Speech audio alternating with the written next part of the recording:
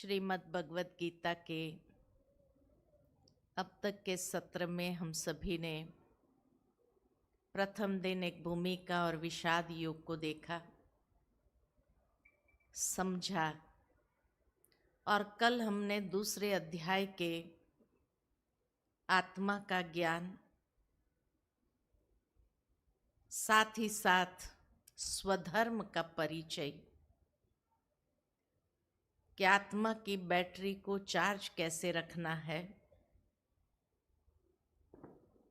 और कर्म योग, उस स्वधर्म के आधार पर जब कर्म करते हैं तो वो कर्म कैसे व्यक्ति को कई प्रकार के बंधनों से छुड़ा देता है, जन्म मृत्यु रूपी महान भय से मुक्त कर देता है। इतने पावरफुल कर्म होते हैं जो उसमें बीज का नाश नहीं कर सकते, लेकिन उसमें निश्चयात्मक बुद्धि होकर कर्म करने की आवश्यकता है। और भगवान ने सावधान किया कि आसक्ति और संग दोष से स्वयं को दूर रखो, सिद्धि असिद्धि में समान भाव रख करके चलो। इस संतुलन को ही योग कहा जाता है और उसमें हर कर्म में कौशल होता है, कहीं पर भी कोई त्रुटि नहीं होती। इस प्रकार दूसरे अध्याय में जो मुख्य बात को भगवान ने समझाया उसको हमने अच्छी तरह समझा। हमने एक होमवर्क दिया था, आप सभी ने होमवर्क किया होगा, किया सभी ने, कि बैटरी चार्ज करने का तरीका बताया था कि कुछ न कुछ देना है। स्थूल चीज देने की बात नहीं थी, लेकिन कहीं न कहीं सूक्ष्म स्तर पर भी देने का भाव रखना है। शुभ भावना, शुभ कामना, दुआएं, किसी को उमंग उत्साह के शब्द कह दे, किसी को एप्रिशिएट कर दे, बहुत कुछ दे सकते हैं। किसने दिया आज सारा दिन? बस 2-4 लोगों ने। अच्छा लगा, सुकून मिला, खुशी मिली। अच्छा लगे तो हफ्ते तक देते थे ना, और अच्छा लगे तो सदाकाल के लिए देवता बन जाना। आगे आज देखेंगे स्थिर बुद्धि पुरुष के लक्षण, क्योंकि आज के युग में मनुष्य की बुद्धि विचलित बहुत हो जाती है और इसीलिए स्थिरता नहीं है अंदर में।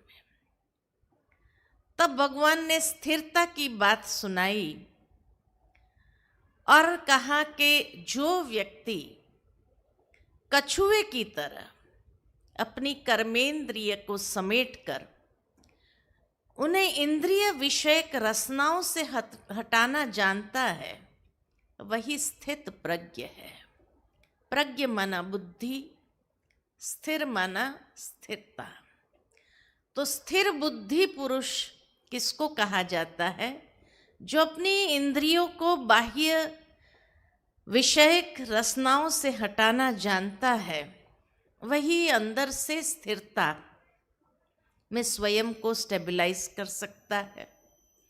समेटने की शक्ति और अंतर्मुखता की धारणा आत्म अनुभूति से होती है। जो कछुए का एक मिसाल है कि जब कर्म करना होता है तो वो अपनी इंद्रियों को बाहर ले आता है, कर्म करता है, लेकिन जैसे ही कहीं खतरा महसूस होता है तो अपने आप को संकीर्ण लेता है, सुरक्षित हो जाता है। और सुरक्षित होने के कारण उसको कहीं पर भी कोई भी प्रकार की अनसेफ्टी महसूस नहीं होती है, सुरक्षित है, सिक्योरिटी है। इसीलिए आपने देखा होगा कि शिव के मंदिर में जब जाते हैं तो नंदी बाहर होता है, फिर द्वार पर एक कछुआ रखा होता है और फिर मंदिर में जाना होता है। और जो मंदिर में जाता है शिव के मंदिर में, नंदी को भी अपनी श्रद्धा अर्पित करता है, फिर कछुए को भी छू करके उसको भी नमस्कार करके फिर जाता है। और दुनिया के अंदर आजकल तो फेंगशुई का जमाना है, लोग एक दूसरे को कछुआ भेंट करते हैं। क्यों भेंट करते हैं? कहते कछुआ भेंट करने से गुड लक आता है, इसलिए लोग एक दूसरे को कछुआ देते रहते हैं। अब ऐसे कछुआ देने से ही अगर गुड लक आ जाता था, फिर तो दुनिया में कोई प्रॉब्लम ही नहीं रहता था। कई लोगों ने अंगूठी बनाकर पहनना चालू कर दिया, लॉकेट बनाकर पहनना चालू कर दिया कि भाई गुड लक होता है। ऐसे अगर गुड लक आता हो तो फिर कोई पुरुषार्थ करने की जरूरत नहीं है। ऐसे कछुआ भेंट करने से या अंगूठी पहन लेने से या गले में लॉकेट पहन लेने से गुड लक नहीं आता है। भावार्थ ये है कि कछुए की जो विशेषता है, एक कर्म योगी उसको बताया है।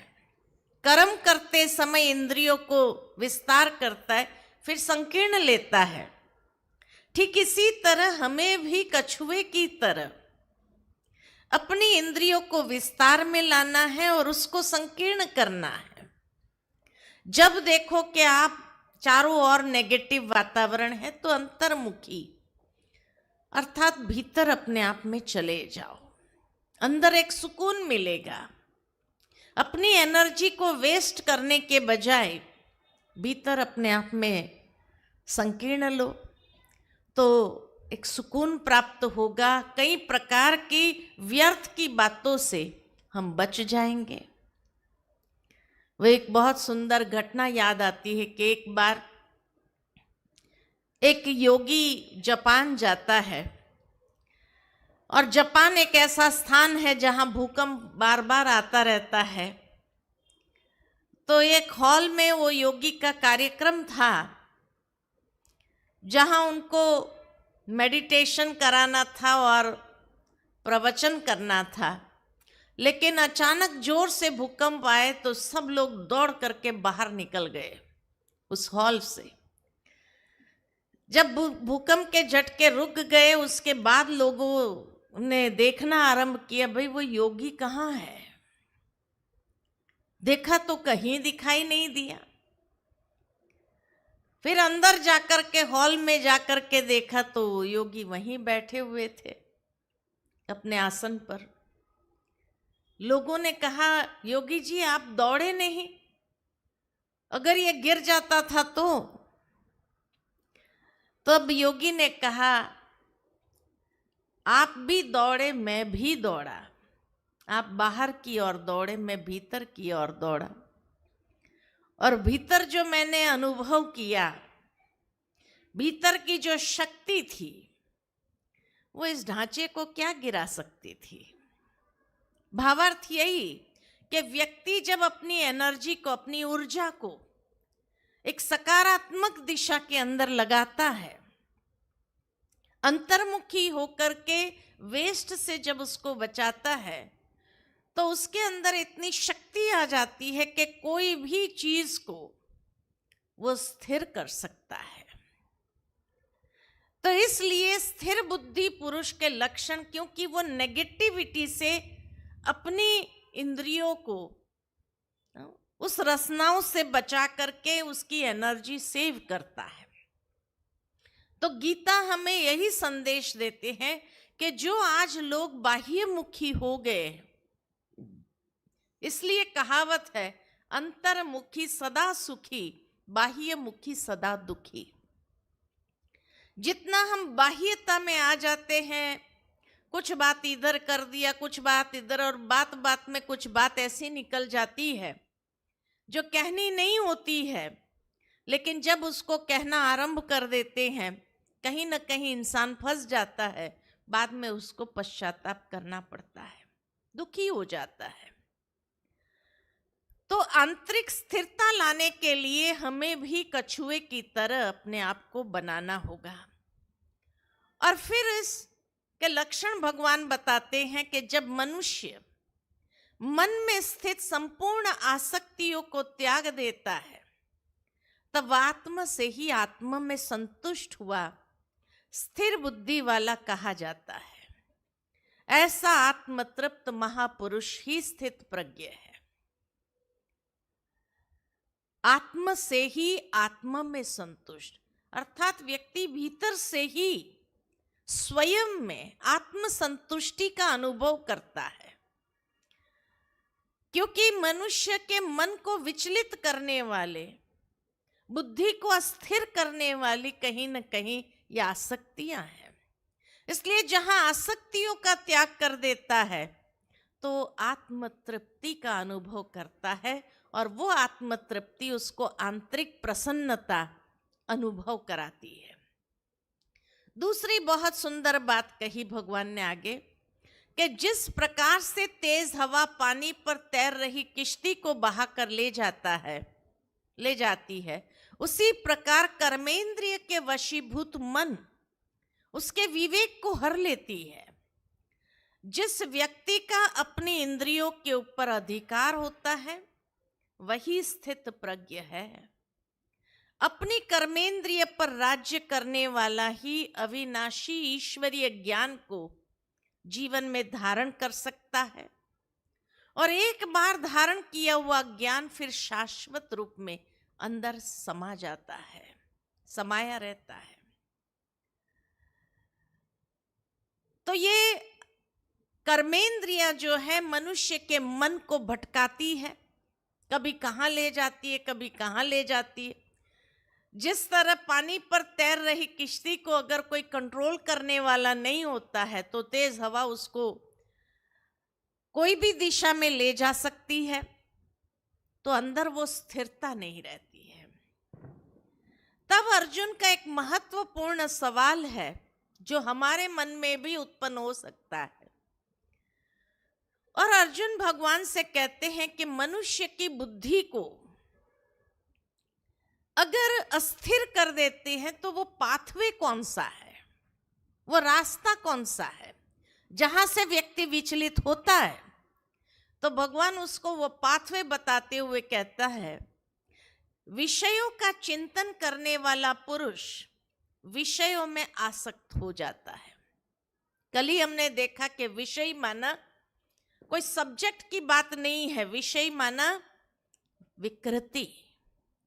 तो जब कोई व्यक्ति विकृति का चिंतन करता है तो उस विकृति में आसक्त हो जाता है। आसक्ति से कामना उत्पन्न होती है, इच्छाएं उत्पन्न होती है, और कामना पूर्ति अगर नहीं हुई तो क्रोध उत्पन्न होता है। आपने देखा होगा कोई छोटे बच्चे ने अगर कोई खिलौने के लिए जिद किया, कामना की, और अगर उसको नहीं लेकर के दिया तो कितना क्रोध आता है उसको, छोटे से बच्चे को भी। तो कामना पूर्ति में व्यवधान आने से क्रोध की उत्पत्ति होती है, और क्रोध में व्यक्ति क्या करता है, अविवेकी हो जाता है। क्या शब्द निकलते हैं उसका भी उसको ख्याल नहीं रहता है कि कौन से शब्द का मैं प्रयोग करता हूं। बाद में अगर उसको बताया जाए कि देखो क्रोध के समय तुम ऐसे ऐसे बोले, ये अयोग्य था, तुम्हारे लिए नहीं बोलना चाहिए था, तो क्या कहेगा, मैंने कब बोला, मैंने ये बोला ही नहीं, मेरा भाव ये था ही नहीं। तो क्रोध से अविवेक उत्पन्न होता है, और अविवेक से स्मरण शक्ति भ्रमित हो जाती, मेमोरी उसको याद ही नहीं, मैंने सचमुच ऐसा बोला। तो स्मरण शक्ति भ्रमित हो जाती है, और स्मृति भ्रमित होने से योग परायण बुद्धि नष्ट हो जाती है। जो बौद्धिक क्षमता है, जो उसकी पोटेंशियल है वो पोटेंशियल नष्ट हो जाती है। अतः निष्काम कर्म योग को बुद्धि योग भी कहा जाता है कि इस अनेक प्रकार के विकृतियों का चिंतन करके कामनाओं के वशीभूत होने के बजाय क्रोध से परेशान होकर के अविवेक जागृत करना और स्मृति भ्रमित हो जाना ये योग्य नहीं है। तो पाथवे पूरा बताया कि कैसे विकृति से कामना उत्पन्न होती, कामना से क्रोध उत्पन्न होता है, क्रोध से अविवेक जागृत और अविवेक से स्मृति शक्ति भ्रमित हो जाती है। पूरा पाथवे है कि कैसे व्यक्ति की बौद्धिक क्षमता नष्ट हो जाती है। और कभी कभी देखा गया है दुनिया के अंदर आज के समय में कि व्यक्ति की जब ऐसी मनस्थिति हो जाती है कि बौद्धिक क्षमता जहाँ नष्ट हो जाती है वहाँ उसको जॉब से भी फायर किया जाता है, उसको निकाल दिया जाता है, उसका पूरा करियर रुइन हो जाता है। तो इसलिए ये पाथवे कैसे आंतरिक स्थिरता, और आज के युग में सचमुच ये आंतरिक स्थिरता व्यक्ति के अंदर है ही नहीं। और फिर इस अध्याय के अंत में भगवान कहते हैं इसलिए क्या करो, योग साधना करो। साधना से अपने मन को, अपनी बुद्धि को स्थिरता में ले आओ, अपने अंतःकरण को वश करो। ये साधना जरूरी है, इसी का नाम योग है। योग माने खाली आसन और एक्सरसाइज नहीं, लेकिन योग एक ऐसी साधना है। तो जहां योग साधना रहित पुरुष के अंतःकरण में निष्काम कर्म युक्त बुद्धि नहीं होती, उसके अंतःकरण में भाव नहीं होता, और भाव रहित पुरुष को शांति नहीं होती है, और अशांत पुरुष को सुख अर्थात शाश्वत सनातन की प्राप्ति नहीं होती है। बहुत सुंदर इसलिए ये बात बताई भगवान ने अर्जुन को कि योग साधना क्यों जरूरी है, ताकि अंतःकरण में निष्काम कर्म करने की बुद्धि आए, अंतःकरण में भाव जागृत हो, और भाव से ही शांति मिलेगी, और शांति से ही सुख की प्राप्ति होगी। ये भी एक पाथवे है सुख शांति की और आगे कदम बढ़ाने के लिए। तो ये साधना कौन सी है जो करनी चाहिए? तो बहुत सुंदर भगवान आगे कहते हैं, योग माना क्या? योग माना स्वयं को सुसंस्कृत करने का विज्ञान। It is the science of self disciplining. जहां हम अपने ऊपर संपूर्ण अनुशासन ले आए, इसको योग कहा जाता है। अपनी इंद्रियों को डिसिप्लिन करें, तो योग स्वयं को सुसंस्कृत करने का विज्ञान है। परेशान मन वाला व्यक्ति खुश नहीं रह सकता है। अपनी आत्मोन्नति के प्रति उदासीन रहने वाला व्यक्ति वास्तव में अपने ही विनाश के मार्ग पर आगे बढ़ता है। इसीलिए भगवान कहते हैं सेल्फ डिसिप्लिन ले आओ। आपकी कर्मेंद्रिय को डिसिप्लिन करना किसी और के बस की बात नहीं है। It has to be done from within. भीतर से ही अपने आप को डिसिप्लिन करना होगा। बाहर से कोई अगर हमारे ऊपर जबरदस्ती भी करता है, जैसे परिवार के अंदर माता पिता बच्चों को कभी कभी स्ट्रिक्ट होकर कहते तुमको ये नहीं करना है, डिसिप्लिन लाने का प्रयत्न करते हैं, लेकिन उससे क्या होता है कि कई बार बच्चे और ही नेगेटिव ज्यादा हो जाते हैं, क्योंकि जब तक उसके भाव को नहीं समझा है और उसके ऊपर जबरदस्ती ये डिसिप्लिन लाने का प्रयत्न करते हैं तो और ज्यादा नेगेटिव हो जाता है। इसीलिए उसको रास्ता बताओ। फैमिली लाइफ में भी कैसे जीना है ये भी भगवान गीता में सिखाते हैं कि उसको विधि बताओ, करना उसको करने दो। और जैसे आप विधि बताएंगे उसके प्रोज एंड कॉन्स बता दो कि क्या सही है क्या गलत है। ये बता देने के बाद लेट हिम डू, उसको अपने आप करने दो, रियलाइज होने दो। और जब उसको रियलाइज करेगा वो, तो नेचुरली उसके अंदर सेल्फ डिसिप्लिन को वो डेवलप कर सकेगा। इसीलिए सेल्फ डेवलपमेंट कहा जाता है, सेल्फ डिसिप्लिन कहा जाता है, जो और कोई उसके लिए नहीं कर सकता, व्यक्ति को खुद को ही करना होगा। जब तक वो खुद नहीं करेगा तब तक उस सिद्धि को, वो सफलता को जीवन के अंदर हासिल नहीं कर सकता है। तो जीवन में सफलता को प्राप्त करने के लिए उसको अपने अंदर से प्रेरणा तभी आती है कि जब उसको गाइड आप ठीक करो। तो पारिवारिक जीवन में समाधान की बात जो आती है, ये योग साधना किस तरह व्यक्ति को मदद करती है, उसकी आत्म उन्नति की ओर उसको ले जाती है। क्योंकि आत्म उन्नति नहीं होती है तो अधोगति हो जाती है, बाद में वो व्यक्ति भी पश्चाताप करता है। तो इसीलिए अधोगति न हो, आत्म उन्नति हो, उसके लिए उसको प्रेरणा दो, उसको गाइड करो, परंतु करना उसको स्वयं होगा। जब स्वयं करेगा तो उसको खुशी होगी। किसी के दबाव में आकर के कोई करता भी है तो वो टेम्पररी होता है, और ये अंदर में नेगेटिव विचारों के साथ जब वो कर लेता है तो उसका रिजल्ट ठीक नहीं आता है। तो गीता कितना सुंदर शिक्षा देती है कि पारिवारिक जीवन में भी इस योग साधना को किस तरह से हमें साधना है। फिर तीसरा अध्याय है ये कर्म योग, और प्रथम श्लोक से लेकर 8वें श्लोक तक ज्ञान योग और कर्म योग की आवश्यकता बताई है। 9वें श्लोक से लेकर 16वें श्लोक तक यज्ञ आदि कर्मों की आवश्यकता स्पष्ट की गई है। 17वें श्लोक से लेकर 24वें श्लोक तक ज्ञानवान और परमात्मा के लिए भी लोक संग्रहार्थ कर्मों की आवश्यकता बताई है। 25वें श्लोक से लेकर 35वें श्लोक तक अज्ञानी और ज्ञानवान के लक्षण तथा राग द्वेष से रहित होकर कर्म करने की प्रेरणा दी गई है।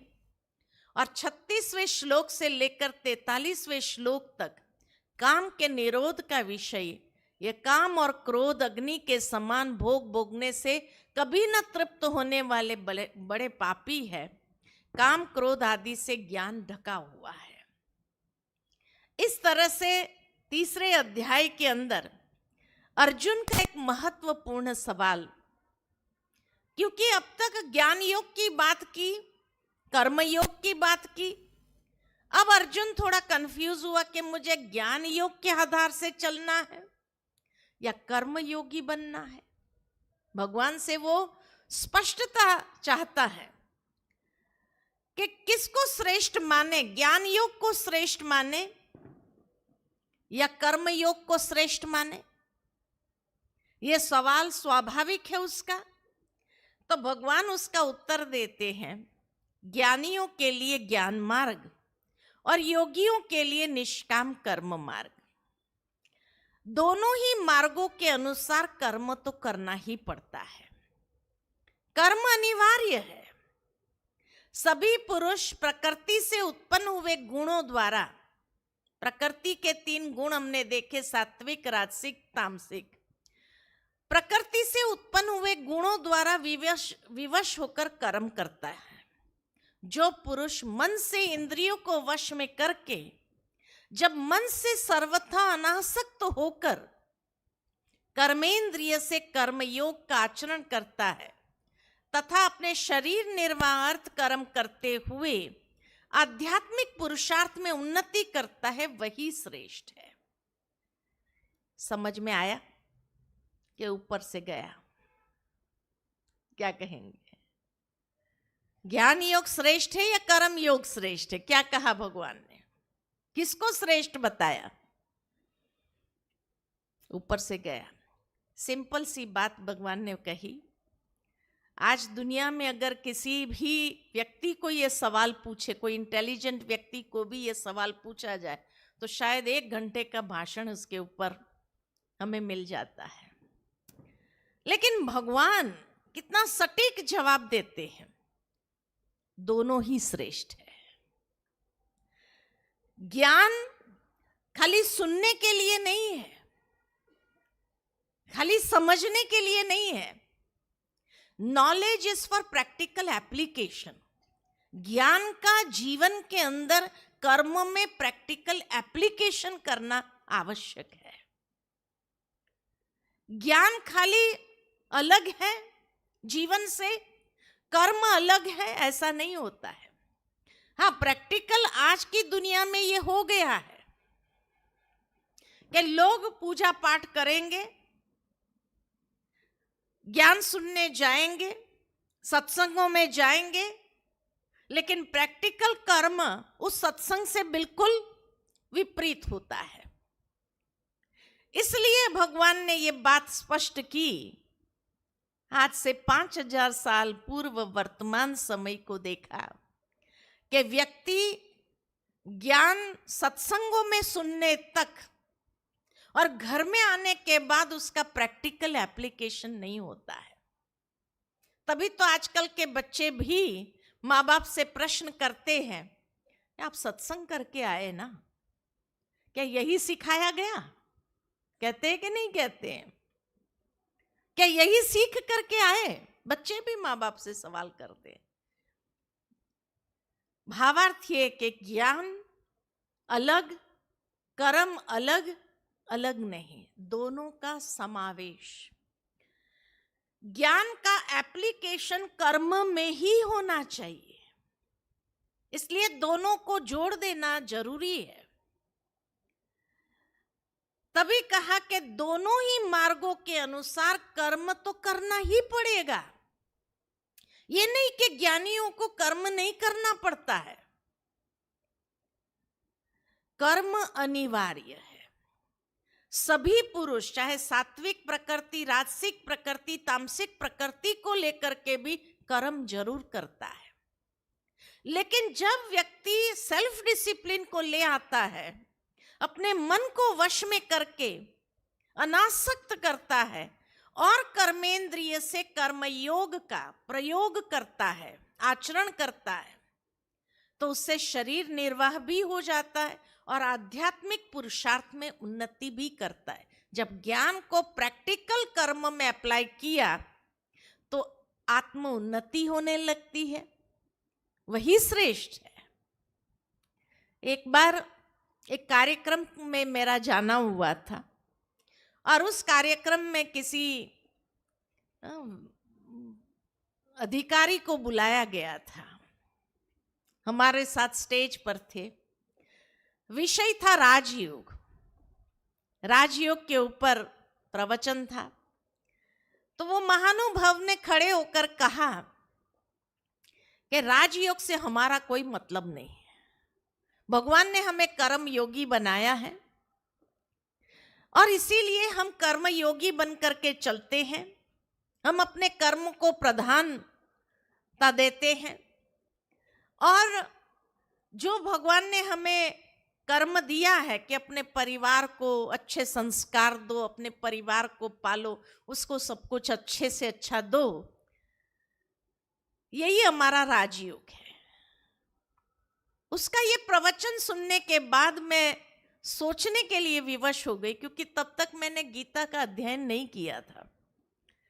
तो मैं सोचने के लिए विवश हो गई कि क्या इसी को कर्म योग कहा जाता है? कि अपने परिवार को पालना, उसको अच्छे संस्कार देना, उसको योग्य बना देना, क्या यही कर्म योग है क्या? और अगर यही कर्म योग है तो ये तो पशु पक्षी भी कर रहे हैं।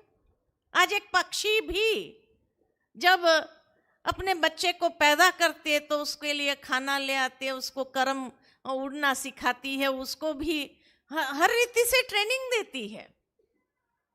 एक पशु भी इनिशियली तो अपने बच्चे को भोजन कराता है, लेकिन उसके बाद उसको सिखाता है शिकार कैसे करना होता है। तो वो भी अपने बच्चे को संस्कार देते हैं। तो क्या वो भी कर्म योगी हो गए? ऐसे कई सवाल मेरे मन के अंदर, क्योंकि मैंने सुना था कि वो अधिकारी गीता का बड़ा अध्ययन करते हैं और इसीलिए जब उन्होंने कर्म योग की परिभाषा बताई तो मैं सोचने के लिए मजबूर हो गए, और तब मेरे मन में आया कि नहीं, गीता को एक बार जरूर पढ़ना चाहिए, क्योंकि गीता को कहा ही गया है, 3 भागों में बांटा गया है, ज्ञान योग, कर्म योग और भक्ति योग। तो गीता के अंदर ज्ञान योग और कर्म योग किसको श्रेष्ठ बताया है? जो ये अर्जुन का प्रश्न था, मेरा भी प्रश्न था कि किसको श्रेष्ठ बताया गया है। और जब भगवान का ये 3रे अध्याय में ये महावाक्य सुना कि ज्ञान को कर्म में शामिल करो, अप्लाई करो, ज्ञान के आधार से आप यथार्थ कर्म करते जाओ तो आध्यात्मिक उन्नति स्वतः होने लगेगी।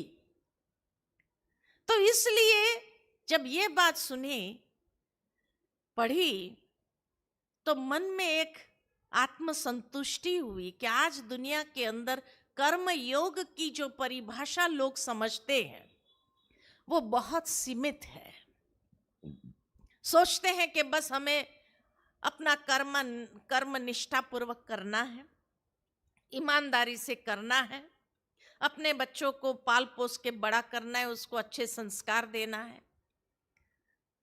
लेकिन आप बच्चे को जन्म दे सकते हैं। दुनिया में बहुत सुंदर बात कही है कि बच्चे को जन्म दे सकते हैं माँ बाप, भाग्य नहीं दे सकते। भाग्य उसका अपने कर्मों के हिसाब से बनता है, और वो भाग्य लेकर आया है, और आगे जो कर्म करेगा उस संस्कारों के आधार पर। आप कितना भी अच्छे संस्कार देने का प्रयत्न करो, लेकिन जब तक उसकी बुद्धि में बैठता नहीं है और वो अगर अप्लाई नहीं करता है उस समझ को, तो वो अपने भाग्य को अच्छा बना नहीं सकता है। इसलिए कहा जाता, माता पिता बच्चे को जन्म दे सकते, भाग्य उसका अपना वो क्रिएट करता है उसकी समझ के आधार पर। इसलिए समझ जरूर दो, लेकिन आप उसको कभी भी जबरदस्ती नहीं करवा सकते। तभी दुनिया में कहा है कि आप एक घोड़े को नदी तक ले जा सकते हैं, पानी पीना न पीना ये उसकी अपनी मर्जी है, आप उसको जबरदस्ती पानी नहीं पिला सकते हो। तो कितनी सुंदर व्याख्या एक सटीक तरीके से भगवान करके देते हैं कि दोनों में श्रेष्ठ कौन सा है? दोनों ही श्रेष्ठ है। दोनों को जोड़ दो, अलग अलग नहीं करो, दोनों को जोड़ करके जीवन में चलो, उसी से आत्म उन्नति होनी है। उसके बाद भगवान कर्म योग और मानव का सनातन कर्तव्य बताते हुए कहते हैं कि यज्ञ की प्रक्रिया ही कर्म है, जिससे यज्ञ पूर्ण हो। इसके अतिरिक्त जो कुछ भी करता है मनुष्य, वो बंधन है। यज्ञ पूर्ति के लिए संग दोष से अलग